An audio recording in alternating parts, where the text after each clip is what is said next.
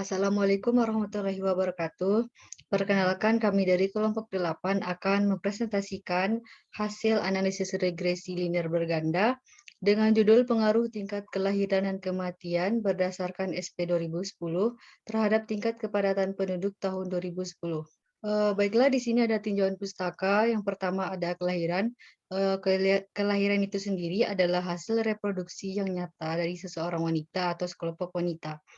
Lalu kemudian ada kematian, di mana kematian ini adalah peristiwa hilangnya semua tanda-tanda kehidupan secara permanen. Yang ketiga, adanya kepadatan penduduk, di mana yang berarti banyaknya penduduk persatuan luas. Selanjutnya ada metode penelitian. Di sini kami menggunakan metode penelitian deskriptif kuantitatif. Untuk populasi dan sampelnya, penduduk Indonesia berdasarkan sensus penduduk pada tahun 2010 menurut provinsi. Tabel ditampilkan sebagian di sebelah kanan. Selanjutnya, kami menggunakan variabel penelitian, variabel bebas, dan variabel terikat, di mana variabel bebasnya ada dua, yakni tingkat kelahiran sebagai X1 dan tingkat kematian sebagai X2. Selanjutnya ada variabel terikat, yaitu tingkat kepadatan penduduk sebagai Y. Kemudian ada jenis dan sumber data. Data sekunder sendiri adalah data yang bersumber dari laporan-laporan atau jurnal yang resmi.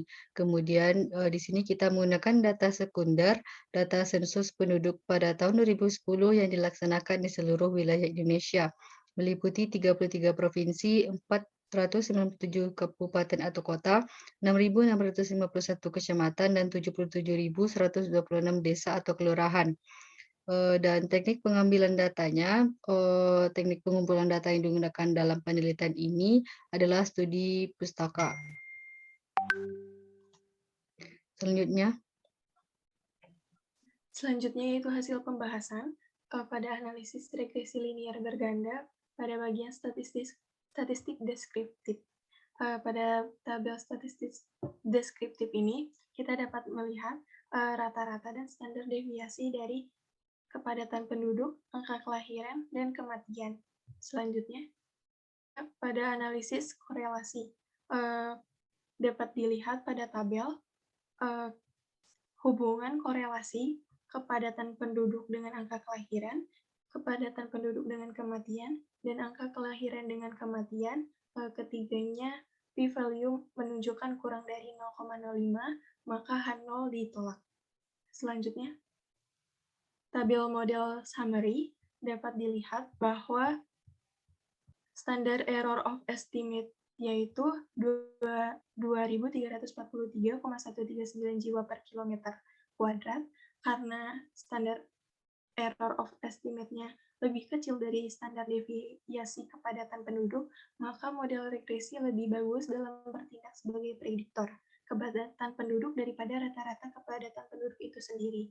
Selanjutnya, uji F simultan. Hipotesis H0 B1 sama dengan B2 sama dengan 0, artinya model tidak valid. H1 minimal ada 1B I tidak sama dengan 0, artinya model valid. Kriteria uji tolak H0 jika p-value kurang dari alpha, di mana p-value-nya ini 0,049, yaitu kurang dari 0,05, maka H0 ditolak. Selanjutnya, uji T parsial, di mana hipotesisnya yaitu B0 sama dengan 0, ya artinya koefisien regresi tidak signifikan. H1 B0 tidak sama dengan 0, artinya koefisien regresi signifikan. Kriteria uji, jika p-value kurang dari 0,05, maka H0 ditolak. Karena p-value-nya 0,158, di mana lebih besar dari 0,05, maka H0 diterima. Selanjutnya ada model regresi, di mana model regresi yang didapat yaitu Y sama dengan min 2158,606 dikurangi 1,722 X1 ditambah 342,360 X2, di mana Y-nya merupakan kepadatan penduduk dengan satuan jiwa per kilometer persegi, X1-nya angka kelahiran dengan satuan jiwa, dan X2-nya kematian dengan satuannya persen. Didapat konstanta di sini sebesar min 21,58,606. Angka kelahirannya min 1,722 dan kematiannya 342,360. Selanjutnya, untuk asumsi uji klasik, yang pertama yaitu ada uji normalitas.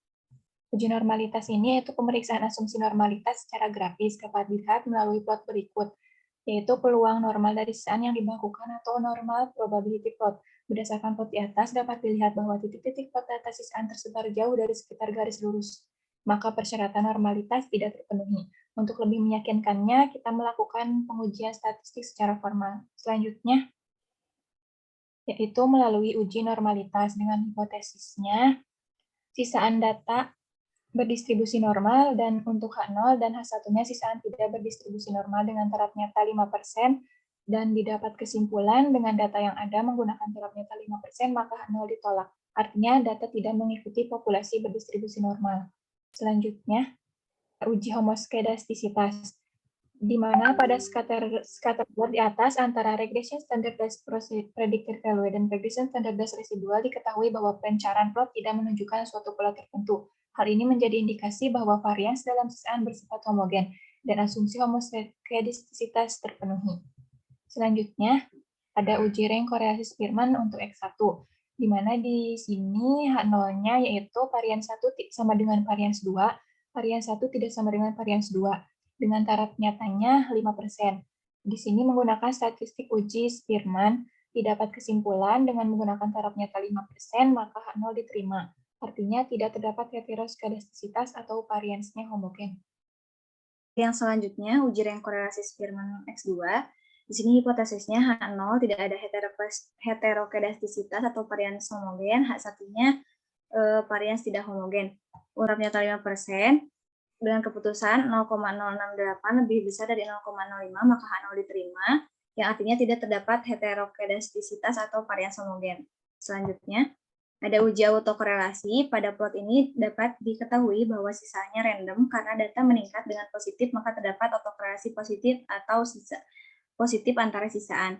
Selanjutnya, di sini terdapat tabel model summary, di mana H0 tidak ada korelasi dalam model regresi, H1-nya terdapat korelasi dalam model regresi. Kesimpulan, di sini karena D lebih kecil dari DL, maka keputusan H0 ditolak. Selanjutnya, di sini terdapat tabel multikolinearitas, di mana jika PIF lebih dari 10 multikolinearitas, jika kurang dari 10 tidak ada multikolinearitas. Karena 1,716 kurang dari 10, maka tidak ada multikolinearitas. Next. Untuk kesimpulan, dengan model regresi Y sama dengan min 2158,606 min 1,722 X1 tambah 342,360 X2 untuk data berdasarkan hasil uji F, data dapat dikatakan model valid dan bisa dipakai untuk memprediksi Y dengan taraf nyata 5%. Kemudian berdasarkan hasil uji T, koefisien regresi tidak signifikan ketika dilakukan pengujian pada B0, B1, B2. Sekian, terima kasih. Wassalamualaikum warahmatullahi wabarakatuh.